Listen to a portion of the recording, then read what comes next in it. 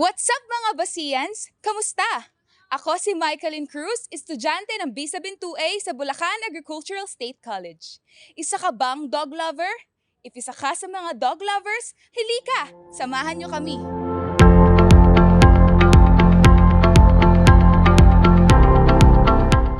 Mula dito sa Bulacan Agricultural State College, bumiyahe tayo papunta sa Barangay Marongkilyo sa bayan ng San Rafael sa probinsya ng Bulacan. Kamustahin natin ang kasama nating mga bayaw. Nandito tayo ngayon sa Barangay Marongkilyo, San Rafael, Bulacan para bisitahin ang isang bahay na nagbebenta ng hindi baboy, hindi manok, kundi aso. Tara, samahan nyo kami.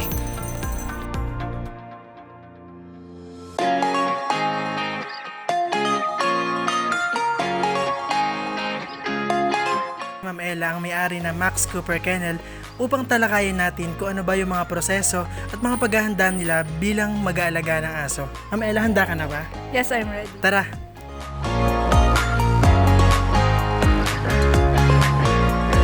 So yun yung monthly income namin. Pwede siya mag-range ng 30,000 a month. Ganun, pwede siya makuha sa binibentang aso or dun sa stud service.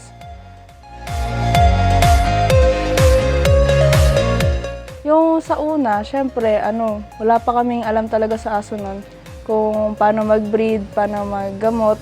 So ang naging challenge namin, namamatayan kami palagi ng litter ng tuta.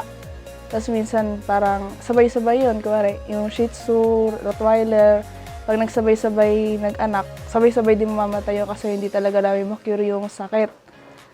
Pero yung as time goes by, napagtanungan na rin namin yung ibang breeder, alam na rin namin kung paano gumamot, nape-prevent na rin namin yun, nakakapag-save na rin kami ng mga tuta. Ang challenge talaga ngayon ay dahil parang yung environment ng aso dito matagal na. So parang may na-stuck dito na sakit ng aso na hindi namin matanggal. Yun. Pero na-cure naman namin yun.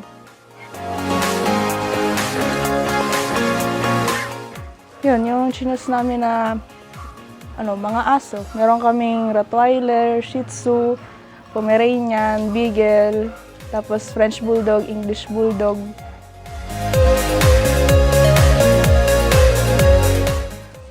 Ang nag-introduce talaga sa amin na to si Tito. Nag-aalaga siya ng aso. Pinaalaga niya sa amin. Tapos yun, nagustuhan namin, cute yung mga puppies. Kaya ayun, nagdagdag kami ng mga alaga. Stress reliever din sa amin sila. Kaya dumami aso namin.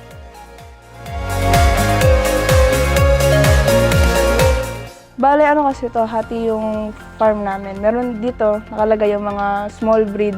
Tapos dun sa kabilang tumana, mga large breed naman yun. Nandito nakalagay yung mga Shih Tzu, Pomeranian, English Bulldog, French Bulldog. Tapos sa kabila naman, mga Rottweiler.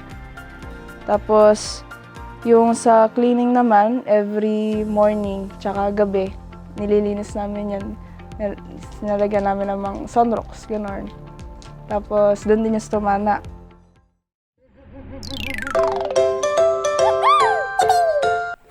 So sa pagpapaligo po ng aso, and ano yung mga preparations na ginagawa nyo, kagaya ng process, tsaka po kung gaano siya katagal paliguan? Sa ngayon kasi pahapon na. Pero dapat before 12, kailangan doon ka magpapaligo ng aso para hindi sila sapunin. Pero kapag gantong oras, mabilis lang dapat yun. Kailangan wala pang 10 minutes tapos na. Kasi bibilad sila sa araw.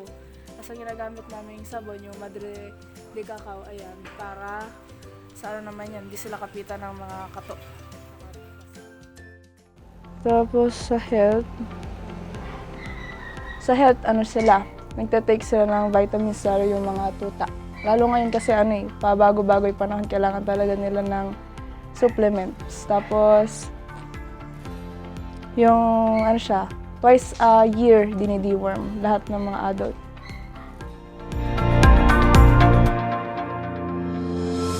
Yan, before kasi ang market ng aso, kahit gaano kataas mo ilagay, nabibili.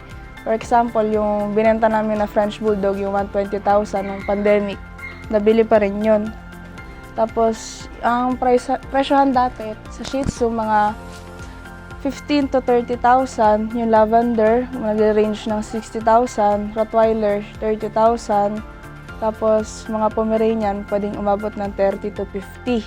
Pero kasi ngayon, nagkaroon ng financial crisis, sumabay yung aso. Yung Shih Tzu, from 15, bumagsak siya ng 5 to 10 na lang. Tapos yung Rottweiler, naging 20 na lang. Tapos, yun, yung mga Pomeranian, bumagsak din. Kaya mahirap din yan magbenta ng aso.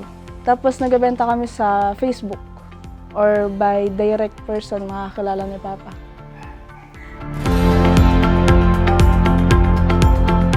Oo, dito sa kapitbahay namin, nagrereklamo sila yung gilid tumatagas. Tapos nung tinignan naman namin, wala naman.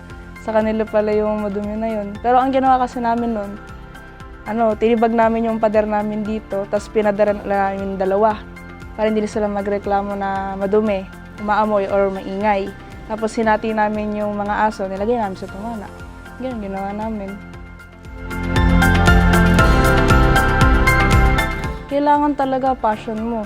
Kasi katulad ngayon, wala nang benta yung aso. Kailangan mahal mo yung aso, kaya mo silang alagaan, ganun. Tsaka alam mo yung risk kung ano yung magiging katapat kapag namatayan ka ng aso, kapag bibili ka ng gamot, kailangan mo talaga silang gastusan. Kailangan may budget ka. Yun, kailangan nandun pa rin talaga yung mahal mo yung aso para magawa mo lahat yun.